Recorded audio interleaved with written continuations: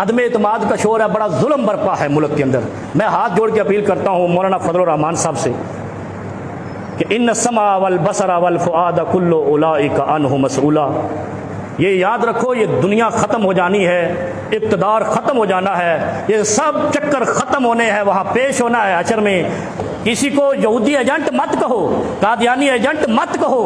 और वो शख्स वो है जिसने तेरे 30-40 साल इक़्तिदार के बावजूद कुरान के औराक पे टैक्स ख़त्म नहीं किया था।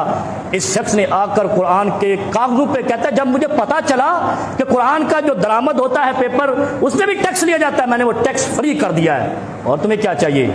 फिर उसने अक़वाम मुत्तहिदा में जो तकरीर की है, उस तकरीर के बाद चिचनिया का सदर मास्को में सिर्फ इसका माथे को बोसा देना आया है कि मैं देखने आया हूँ उस शख्स को कि जिसने अक़वाम मुत्तहिदा में इस्लाम का मुकदमा लड़ा है। फिर पूरे मुसलमान मुल्कों के सामने होते हुए अक़वाम मुत्तहिदा ने इमरान खान की करारदाद को मंजूर किया है कि इस्लाम के खिलाफ झूठा प्रोपेगेंडा बैन किया जाए, जैसे उनका वो किया जाता है यहूदियों का होलोकॉस्ट। कितनी बड़ी बात कर दी है, इस्लाम का मुकदमा और कैसे लड़ना है। फिर तुम अदम एतमाद कहते हो, उसके जलसे बता रहे हैं कौम को एतमाद है, तुम क्यों उसको हटाना चाह रहे हो। मैं उलमा से अर्ज करता हूं कि अल्लाह के लिए अल्लाह से डर जाओ, किसी की जात के लिए दीन को इस्तेमाल नहीं करो। अगर किसी से मौलाना फजलुर रहमान का बुग़्ज़ है, उसका जाती है, दीन उसमें इस्तेमाल नहीं करो। अगर वो दीन के खिलाफ कहीं जाए तो सबसे पहले हम खड़े होंगे इंशाअल्लाह। और फिर मैं आपको बताऊं, एक और बीमारी चल रही है, उसने उसको खरीद लिया, उसने उसको खरीद लिया। वो एक मेंबर होता था कौमी असम्बली का, उसने कहा ये मुकद्दस ऐवान है, धरने वालों ने इस पे हमला कर दिया है, ये मुकद्दस है, और तेरी तकदीस वहां पे लूट गई।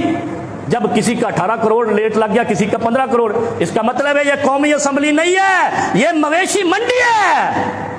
जो तुमसे होता है कर लो, लेकिन कौमी असम्बली है तो कौम के गैरतमंद लीडर होने चाहिए। टके टके पे बिकने वाले बकरी, खोती और जनाब भैंस और गाय होती है, इसलिए मैं इसको मवेशी मंडी आज से कहता हूं।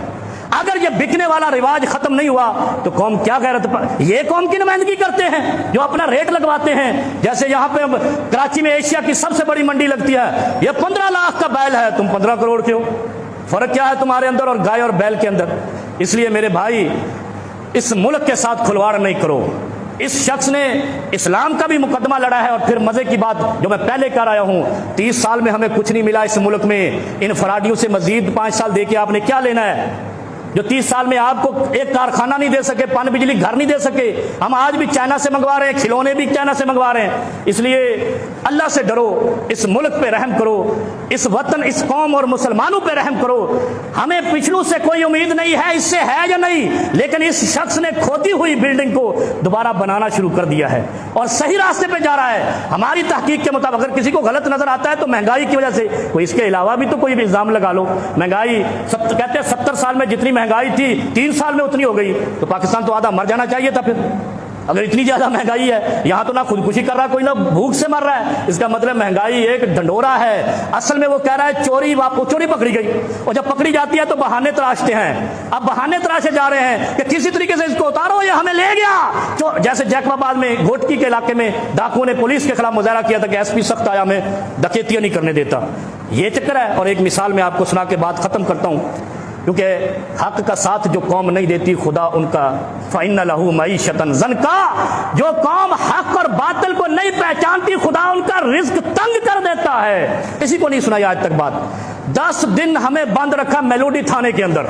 मेलोडी इस्लामाबाद का एक इलाका है। वो हमने पूछा क्या मसला है, उन्हें पेपर लेके आए रात को 2 बजे, इस पे साइन करो। पढ़ा तो उसमें लिखा था जब वो फलां आलिम दीन गिरफ्तारी दे देगा आपको रिहाई मिल जाएगी। 10 दिन हम बंद रहे, आखिर बिल आखिर उसने गिरफ्तारी दी, हम रिहा हो गए। हम ना जमानती, ना उसकी पार्टी के, ना हम उस जलसे के शरीक। शहबाज शरीफ उस वक्त वजीर आला था, और ये शख्स उस शख्स का जमानती है जो मुल्क से फरार होकर वापस नहीं आ रहा, जिसको 7 दौरे पड़ रहे थे। इमरान खान साहब, अगर इस खानदान के 10 अफराद को आप बंद कर दें, वो भागता हुआ शाम को इधर आएगा इस शर्त पे कि जब ये छूटेंगे तब जब वो आएगा तो मुल्क सब सुधर जाएगा। आप ढील देते हो जिस पे अजाब खड़ा हो जाता है। अल्लाह रब्बुल आलमीन हमें हक समझने और हक का साथ दे। हमें जमहूरियत से कोई गर्ज नहीं, आमरीयत से कोई गर्ज नहीं। इस कौम को अपनी खुशहाली से गर्ज है, इस कौम को रिज़्क से गर्ज है। और अगर ऐसा नहीं है तो अल्लाह की पकड़ उन कौमों पर आती है जो बगावत करते हैं, सरकशी करते हैं, हक को नहीं पहचानते।